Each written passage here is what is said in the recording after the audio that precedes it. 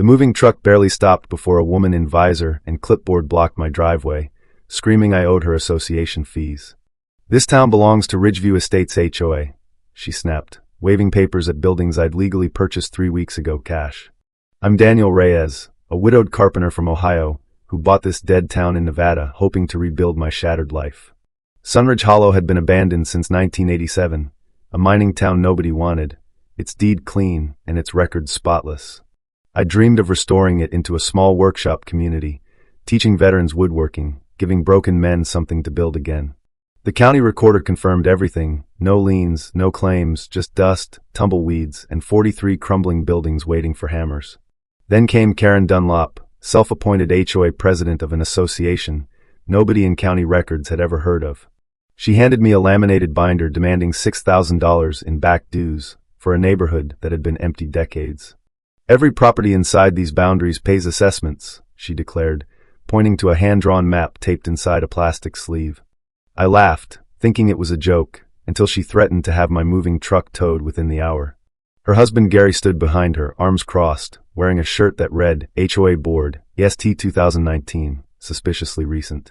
I showed her my deed. She sniffed and said, "Deeds don't matter here. Bylaws supersede county law," and walked off. The next morning, a chain-link fence appeared around my well, padlocked, with a sign reading, "HOA Water Rights Only."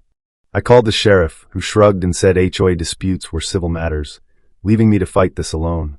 Karen posted flyers around the empty town declaring me a delinquent resident who ignored community bylaws and safety codes. She recruited 3 other residents, retirees who'd squatted in nearby trailers, forming a sudden and suspicious voting quorum. Together they voted to fine me $200 daily for unauthorized renovations, backdated to my very first day. I found notices stapled to my door threatening liens against a property I legally owned outright, no mortgage attached.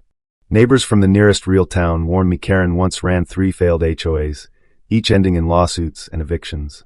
Curious, I dug through old newspaper archives at the library, searching her name against local property disputes. I found nothing criminal, just a pattern. She always appeared wherever ownership was unclear, always claiming authority nobody granted. Meanwhile, my lumber shipment vanished. Karen claimed HOA inspectors impounded it for violating non-existent architectural guidelines. I confronted her directly. She smiled coldly and said, "You'll learn respect for this community, Mr. Reyes, one way or another." That night, someone slashed my truck tires, leaving a laminated warning: comply with HOA regulations or face further consequences. I filed a police report, but the officer recognized Karen instantly and seemed oddly reluctant to press further. A retired locksmith named Otis, one of her board members, privately warned me she'd threatened him into compliance years ago. Otis admitted the HOA had no legal charter, no filed paperwork, nothing but Karen's relentless confidence and neighbors' fear. Still, Karen escalated, blocking the only road into town with orange cones and a sign reading "Private Community, Members Only." I lost 2 potential veteran tenants who turned back at the blockade, believing my project was some scam operation. Desperate, I hired a lawyer who laughed and said, "This isn't an HOA, Daniel. This is just one very stubborn woman." For a week, things quieted. Karen seemed occupied elsewhere, and I finally repaired the well, breathing easier for once. I met Otis's granddaughter, Mia, a county clerk who offered to help me research the deed history properly. We found something odd. Karen's own house sat 3 miles outside my property's actual boundaries, not even qualifying as HOA territory. Mia smiled and said, "If she's not inside the boundary, she legally has 0 authority over anything you own." I confronted Karen with the survey. She snatched it, tore it, and screamed that surveys meant nothing against community tradition. She rallied her small board that night, hammering a new sign onto my fence: "Boundaries redefined by unanimous vote." I filmed her posting it, but she grabbed my phone and hurled it into the dry creek bed nearby. The sheriff finally responded, only to lecture me about de-escalating tensions with an elderly, well-meaning community leader. Karen then filed a fraudulent lien against my property, using a fake HOA tax ID she'd created herself. My bank froze part of my construction loan, spooked by the lien appearing suddenly in county records overnight. I lost my second contractor that week, unwilling to work under constant threats and vandalism plaguing the job site. Mia discovered Karen had done this exact scheme twice before, always targeting new buyers of overlooked, unincorporated land. Both previous victims had given up and left town, unable to afford lawyers or endure the harassment campaign. One victim, reached by phone, cried describing years of intimidation before finally abandoning her dream retirement property entirely. Karen's board members started avoiding me, clearly uncomfortable, whispering apologies while refusing to speak against her openly. Otis confided that Karen once threatened to report his disabled son to child services over a parking dispute. That's when I realized this wasn't just greed, it was pure compulsive control, a need to dominate everyone nearby. Then Gary, her husband, quietly approached me at night, sliding an old folder under my truck's windshield wiper. Inside were financial records showing Karen embezzling HOA dues collected illegally from at least a dozen frightened homeowners. Gary whispered, "I'm done covering for her. Take this to the county attorney before she destroys another life." I asked why he stayed married to her. He simply said, "Fear becomes a habit you forget you're living." Armed with evidence, I met with the county attorney, who confirmed no HOA had ever been legally registered here. The attorney warned that filing charges would take time, and Karen might retaliate harder before any arrest happened. That night, my workshop, half built with donated veteran labor, mysteriously caught fire, destroying months of careful, hopeful progress. Firefighters found accelerant near the entrance, and Karen's fingerprints, oddly, were later found on a discarded gas can. I stood in the ashes, exhausted, watching everything I'd rebuilt after my wife's death collapse into smoke and silence. Mia held my shoulder and said, "This is the mistake that finally proves everything." She just handed us the case. The county attorney, hearing about the fire, moved immediately, requesting an emergency warrant for arson and financial fraud.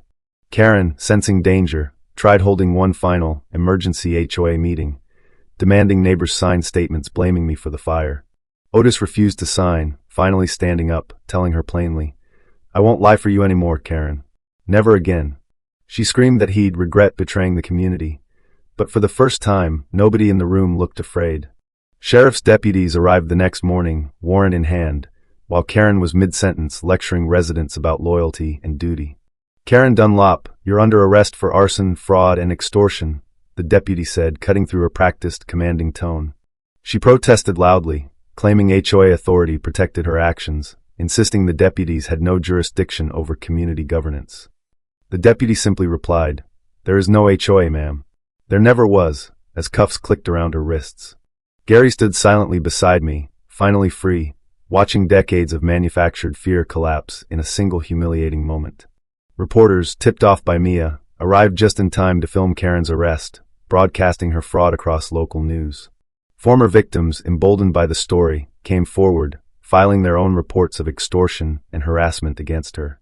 The gas can fingerprints, financial records, and Gary's testimony formed an airtight case prosecutors called disturbingly easy to prove.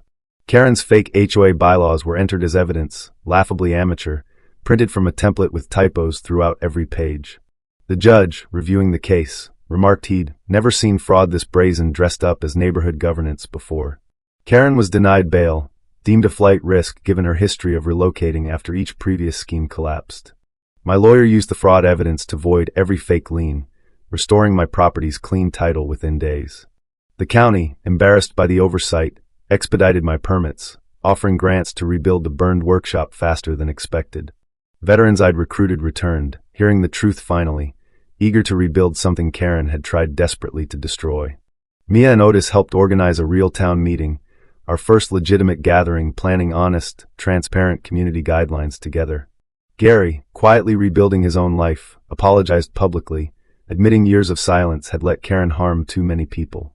Karen pleaded guilty months later, sentenced to restitution and years in prison, her fake empire finally completely dismantled.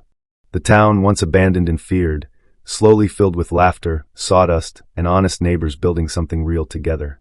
Standing where the ashes once smoked, I realized the only real HOA rule left was simple: never let fear rule you.